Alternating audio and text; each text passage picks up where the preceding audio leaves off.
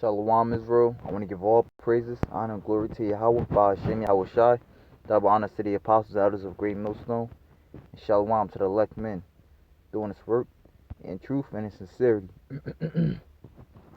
This is 2 Thessalonians chapter 3, verse 10.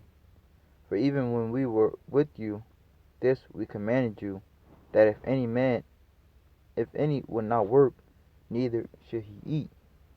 And in this world, you have to work to get by. You have to work to pay bills. You have to work to, they say that's your bread and butter. Whether you be work at McDonald's or you be a carpenter, that's your bread and butter. And there be times where, you're sick or you're very tired, or just different things going on with you in your personal life. But yeah, and still you find a way to get up to go to work. Throughout every obstacle, you continue to go to work. Why? Because you understand that you have bills to pay, and you understand that well, you believe that being that the more you work, the more money you're gonna get paid. So what? Being that you have a lot of bills, you're going to work. You know. So it says that if any would not work, neither should he eat. Now in this truth was considered uh the works as well. Like one of the brothers, he has the I believe the leader of the Kali camp is GMS, the works at work. And like I said, this truth is considered work.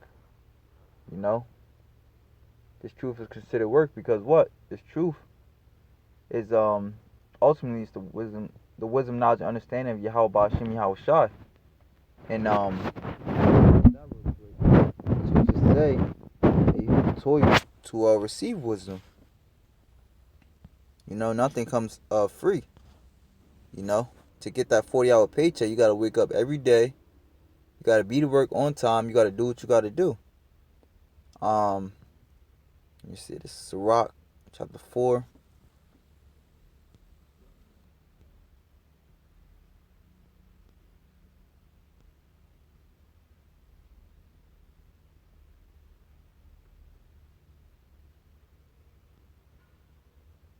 Verse 16. If a man commit himself unto her, he shall inherit her. Talking about wisdom.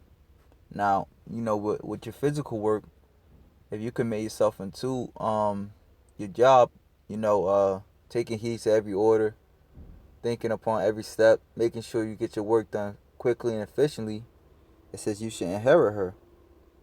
What? And what inherit her basically means to keep that job. You should what I'm saying, you should continue to be employed, and his generation shall hold her in possession. All right? And then what? Your boss, what I'm saying? Or, what I'm saying, different managers over you, all right, they're going to speak well of you because you're doing good works. For at the first, she will walk with him by crooked ways. And whenever you start a new job, it's not easy because you don't understand what you're doing. But after a while, going to work each and every day, it becomes easier and easier into you. Just like this truth. You study, what I'm saying? The scripture says, study to show thyself approved. A workman needed not study to show thyself approved, the scriptures say. Then it goes into how a workman needed not to be ashamed, rightly dividing the word of truth. So we study in the scriptures as our apostles and elders have taught us to. I write the apostles and elders of Great Millstone, so that we be not ashamed, man. All right, and then not to be carnal, but what basically our work. Well, really, it's not carnal, because it's gonna be our work seeing Yahweh Shai. It's gonna be shown throughout the world. You know, it says, if a man commit himself unto her, he shall inherit her, and his generation shall hold her in possession. For at the first she will walk with him by crooked ways, and bring fear and dread upon him, and torment him with her discipline, until she may trust his soul and try him by her laws. All right, so it takes time, man. It takes time, and you have to work, and you have to toil. So going back to the scripture, if no man shall work, neither shall he eat. You know, and I had spirit had allowed me to bring that out. I can't, man. You get paid on the amount of hours that you put in.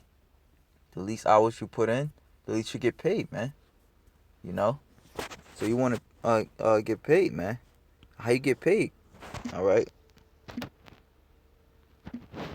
you get paid with wisdom, knowledge, and understanding of the Lord, man. This is Romans chapter 11,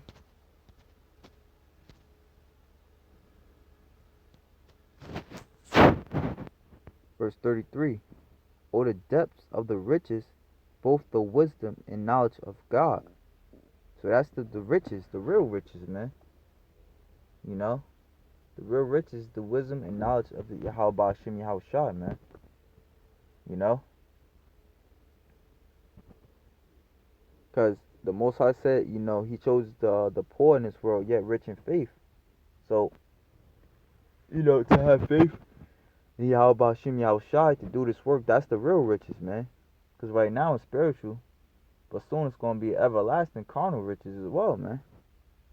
With gold and great substance. Like for example, Job, man. Job was brought down a real low, but then in the end, the Most High blessed him with double, man. He had the finest daughters in the land. He had more cattle, you know what I'm saying? More livestock, which is considered riches in the scriptures, you know. But all because what he told you know what I'm saying, for wisdom, man. This is all the depth of the riches, both of the wisdom and knowledge of God. How unsearchable are his judgments and his ways past finding out. You know? So, hey, you gotta work to eat. And this goes, as we always say, for ourselves, for myself first, and for all those who seek, who seek the Lord. You know? And, a good example, scripture says, the ants. Get that, Proverbs 6.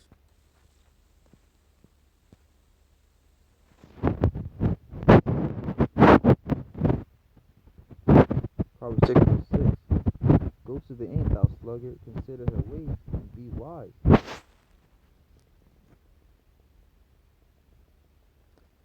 Which having no guide, overseer, or ruler, provideth her meat in the summer, and gathereth her food in the harvest.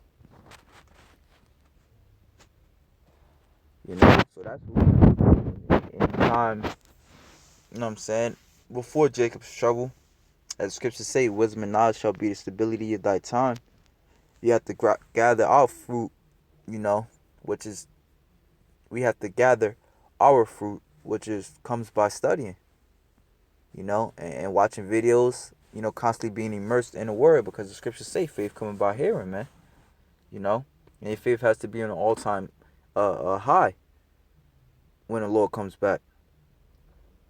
Even prior to the Lord coming back, in the times of Jacob's trouble, man. So, yeah, man, with that, I hope brothers was edified. Shalom, Israel.